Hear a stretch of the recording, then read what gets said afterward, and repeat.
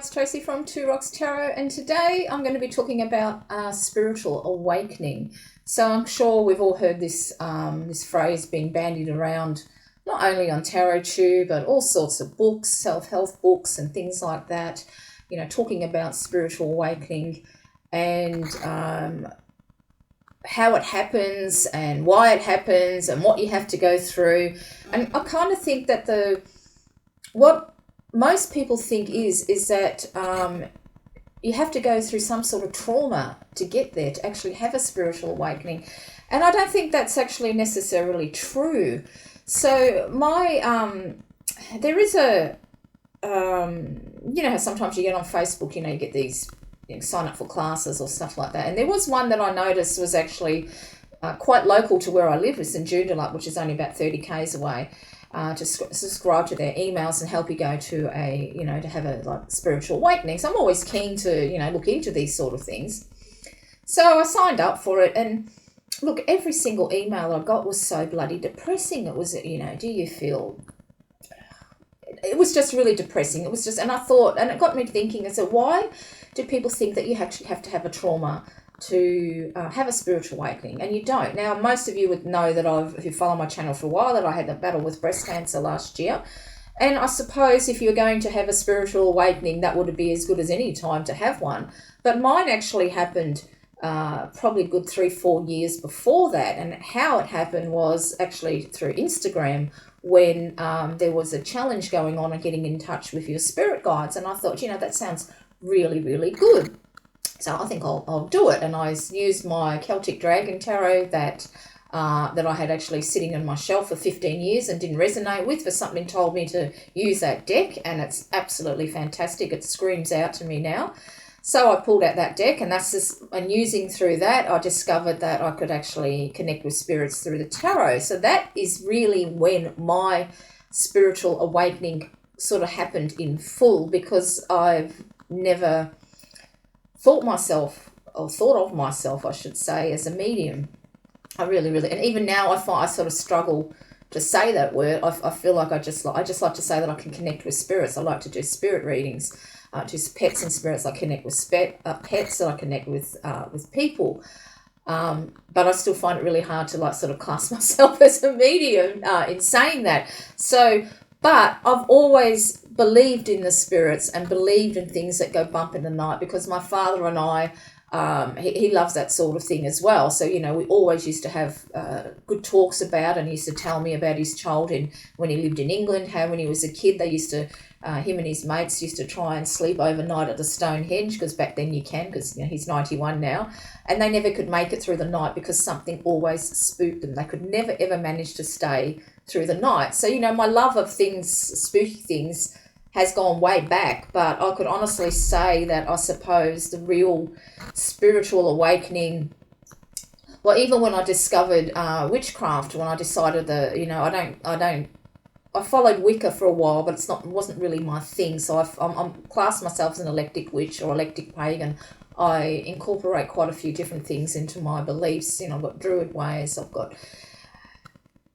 No, I can't say I've got anything Wicca anymore. I just do my own thing. So, you know, and when I found that book, so how I suppose I should explain really. So how it actually happened was I used to run a guest house in South Yarra with my ex-husband. So this is, because I've been married to Aaron for 18 years now, so it would be a good 21 years ago or something like that, possibly a bit longer, and there was a book on the bed. I used to collect the rent for this girl who was a chef, and because she worked odd hours, she used to leave me her rent money tucked up in a lamp hidden. And I used to go up in her room and I used to collect it. And I saw on the bed called Life's a Witch by Fiona Horn. And I thought, oh, gee, that sounds really good. I read the back of it and asked her about it. And she said, oh, you can borrow it when I finish with it. And it just blew my mind. It just opened up my eyes to a whole new of being, because I wasn't brought up with any type of spirituality whatsoever. You know, both my parents, my mum's German, so, you know, she grew up during World War II. So, you know, she had curfews at 6 o'clock. She wasn't supposed to go out. They used to sneak out, her and her auntie, to collect firewood. But, you know, if she had been found, she would have been shot.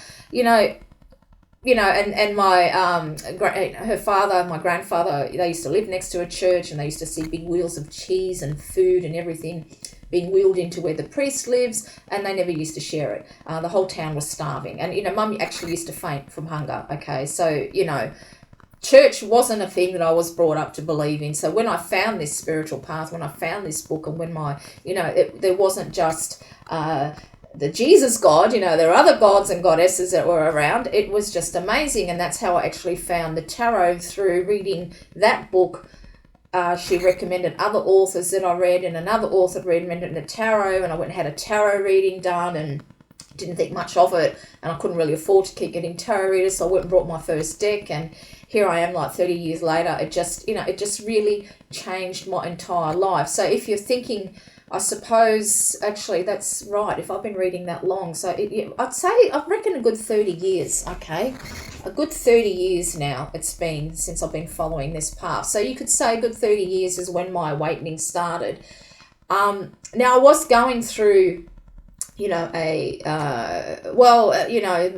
ex-husband, the relationship with him was an abusive marriage, so I suppose you could say I was going through a bit of trauma, but it's not like, I don't know, I just feel like it's kind of weird that you have to, there's this perspective that you have to go through like a major trauma for you before you find spiritual enlightenment, and I don't believe that. I feel like that finding that book on the bed was a sign from the goddess, and it definitely was, and it come full circle, and I'll put the link up into this video. My goddess's message, when I went and had this tattoo done, I'll just tell it briefly. So of course you can see it is of the goddess, and I've got the angel wings up there because of course I've had signs from the angels as well, even before I knew I was sick. And he was saying that his girlfriend's best friend is right into that sort of thing, and I said, oh yeah. He goes, yeah, her name's Fiona Horn, and he could have just blown me away because she is the one that put me on this path all these years ago. And here was my sign all these years later telling me, it actually makes me, I'm quite emotional, nearly crying, because that was August last year, and that was just really when I finished my treatment for my breast cancer, and then to have a sign from the goddess like that, just, it was freaking amazing. It really, really was. But I still feel like that you don't really need to have a trauma, to have a spiritual awakening, okay? You really, really don't. But I think so even though it started 30 plus years with putting me on the path of the goddess and the gods, it was really like 4 years ago when I found out I can communicate with spirit. I would class that as more of my spiritual awakening than than finding the goddess 30 years ago. That was putting me onto the path to kind of where I am now at. So, I also, as I got older, particularly when I met Aaron and married him, even when I was young too, I used to have this terrible fear of death, really, really scared of dying. And this fear of death actually made me teach my daughters how to cook and clean and wash their clothes and fold it and put it away and everything like that at quite an early age, actually, And they're both very independent girls, which is really, really good. Sometimes too independent because I don't hear from them. But, I was really, so I've always had this fear. But then when I met Aaron and I was truly, truly happy, well, that really, the fear just grew and grew and grew, and even even Aaron used to say, what is it with you, just be happy, and I said, I am happy, but I don't know why. Then when I got that diagnosis that I had breast cancer, fear went like that. As soon as I heard out I had that, the first thought was in my head was, what do I have to do to get better? And I was actually talking about this to the receptionist at my breast surgeon, because when I'm down that way, I always pop up and say hello. Like, I have to go there yearly anyway for 5 years, but I always go and say hello to her. And she said to me, maybe it was unconsciously that you knew you were going to go through this battle later on in your life, and that was where the fear came from. And then when it actually happened, that's why the fear disappeared. And I actually think she's right. I actually really do. Because I know I'm highly intuitive, but I didn't see this happening, although I did have signs when I used to do my crystal scrying on my YouTube channel, which I've kind of been thinking of bringing back. I used to say, like, I used to see lots of angel wings, lots of angels around, it was incredible. So, the angels are with you. I think it looks like you're going to, some of us are going to be going through some things. Well, I'm never thinking it'd be me, and it was actually me. So it sort of came in full circle. So I do believe that, unconsciously I knew from a long, long time ago. And in saying that, I thought I found a lump in my left breast about 18 years ago, okay? And I went to a doctor and I had a mammogram or something. And he said to me, oh, no, if there's cancer on there, you're going to see a white dot right now. He took, as soon as he said that, he put it up on the screen, there was a white dot, a minuscule white dot. And we all stopped, our breath, like, oh, and he goes, actually, I think that's just a mark on the film. But since then, I've read that sometimes it can take around 10 years before the cancer to be detectable as well. So it could have been that all those years ago. I don't really know. But anyway, thank God I found it, and I, decided to get rid of my breast. And as far as I'm concerned, I'm going to live as long as I can, well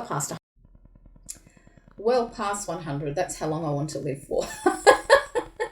So it's quite funny. How that turned out. So I also feel like that I don't have to do things. Now, I know Instagram in particular, and I think it's TikTok as well. I mean, I'm only on YouTube and Facebook, and the only reason I'm on Facebook is for my business page, for my Two Rocks Tarot business. I got rid of Instagram because I got sick of all the scammers, and I wasn't on it much when I was going through my cancer battle last year, and I found I didn't really miss it, and it's just changed, and it's just not like what it used to be, so I decided to delete my account. But I've lost my train of thought now about that's right. But when you are on social media platforms like that, you often are bombarded with, how to be a witch. You have to have a wand, you have to have an athame, you have to have a cauldron, you have to have this, you have to have that. And basically, really, you don't have to have anything. If you think back to when witchcraft actually started, and paganism and heathenism, whatever you want to call it, thousands of years ago, nobody had any of that stuff. They just used what was available with nature, okay? So I really don't... it just seems to be that everyone is telling you how to do things. There are books about spiritual awakening and what to do and exercises, and that you should meditate and, all that sort of thing. I meditate very, very rarely. I don't need to. If I want to communicate with spirit, I can just switch off straight away and do it. Okay, that's just the way I am. Some people need to do more things. But what I'm saying is that you don't need to do things, and I don't feel like I have to do things. I don't celebrate the Sabbats or anything like that. All I do is have on my altar cards to represent the Nuna Wheel of the Year, and I use an Aboriginal deck, which for the life of me I can't think what the name is now, but it's not available anymore anyway, so it doesn't matter. So I have that on my altar. I have a couple of angel cards, because I feel like just having the cards on my altar and having the angel cards on my altar, that's working with them. I don't do any exercises or anything like that. I just communicate with them every night before I go to sleep. I communicate with the goddess and the gods and my angels and guides. I pray to them, ask, things, whatever, that's my sort of time to communicate, and often Aaron will interrupt me and start talking when I think he's asleep. So that's how I do things. But I also feel like now, because I've been given this second chance of life, that I need to do something with my life, but I'm not really sure what. Okay, so I can't sort of sit still anymore. I used to be able to read for hours and just, plot around that. I can't do that now. I do read, but I feel like, I read for a bit, then I'll stop. I might play at the PlayStation, I'll stop. I haven't coloured in for a while. I might start that again. I exercise 5 days a week. I make sure I do that now all the time.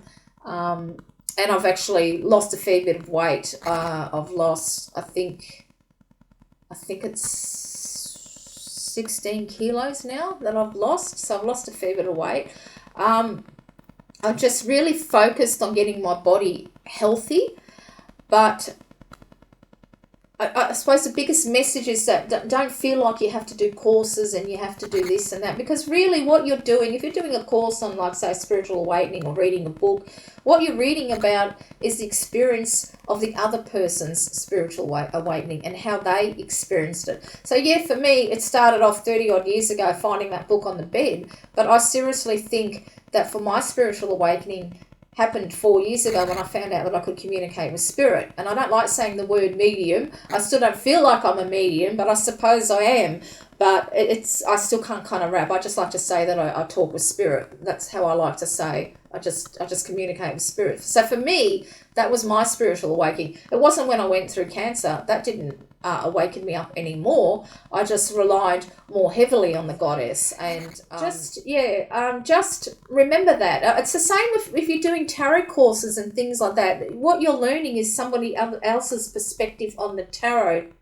The only books I ever come across that were quite good in learning the tarot was Rusty White's tarot, because he really asked you to interpret it what the picture was telling you.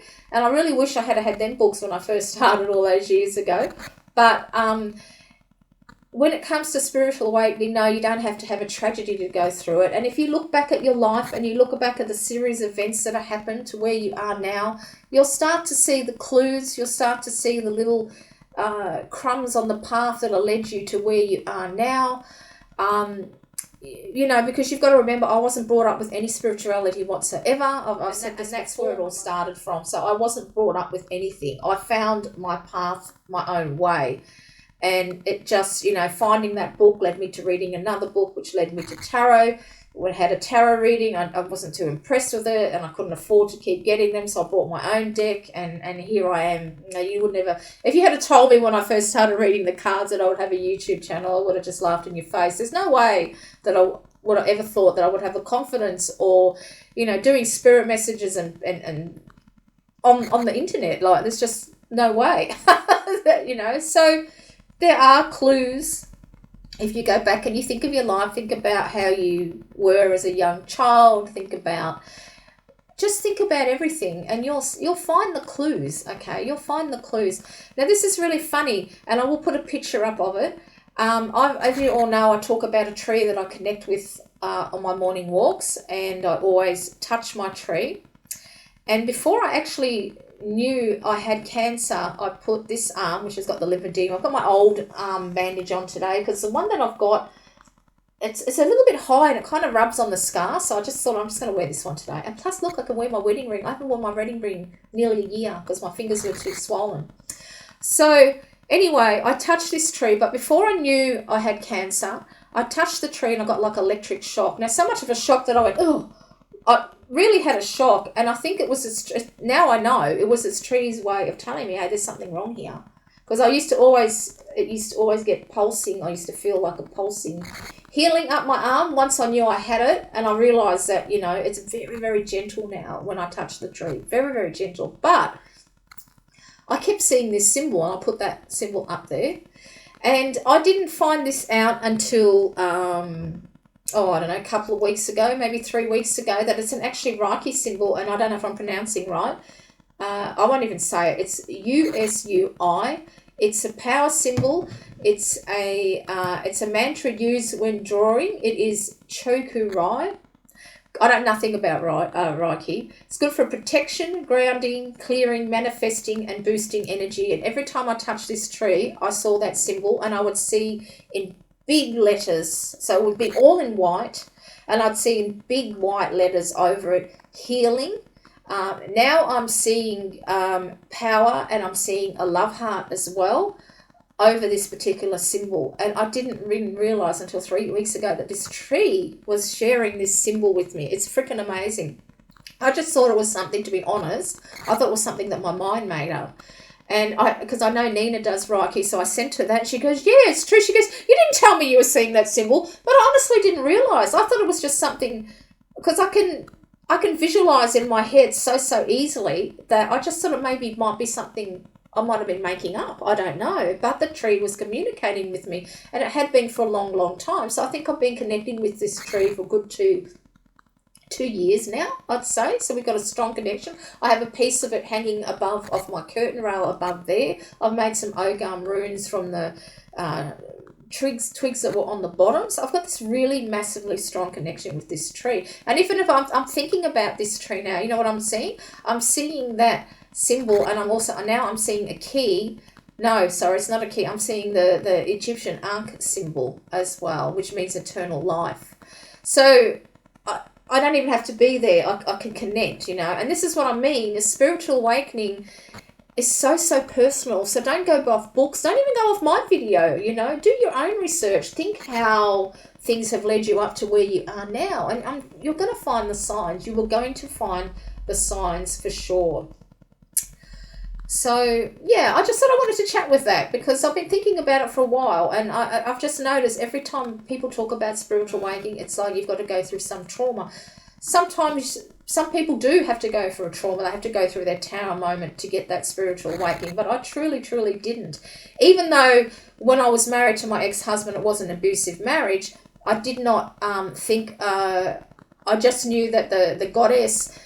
she gave me my power back. She gave me my voice, and she made me realize I didn't have to be in that type of environment anymore. And once I believed that, my life changed so quickly. I think not long after I read that book, I left my husband, moved back to South Australia, and we had this massive fight. And he said, "Put the house. I don't want to be married." And so I did. I actually put the house on the market because I was sick of it. I'm absolutely sick of it, all the fighting and crap.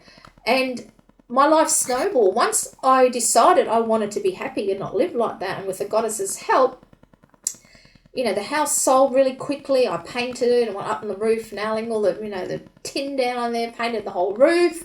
I had my black cat then, who I still had with me. She used to climb up the ladder with me, and which is really, kind of superstitious. Some people are. Used to rub up and down my legs and sit with me while I painted the house. Got the money that I needed.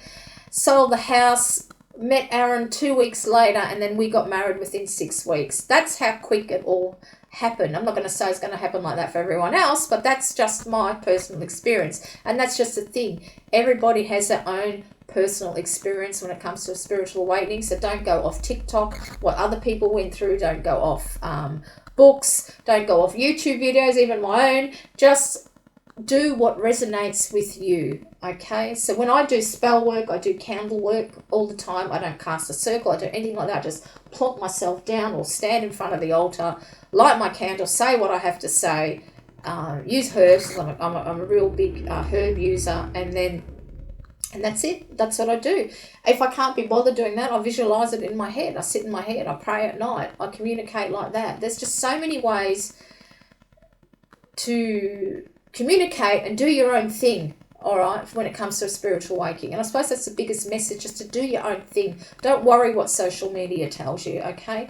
Just look within your own soul, open your own spiritual eyes and see where they're leading you, where they're taking you. And it might be a little bit scary, but, good things come out of being scared too sometimes. So until next time, take care, everyone.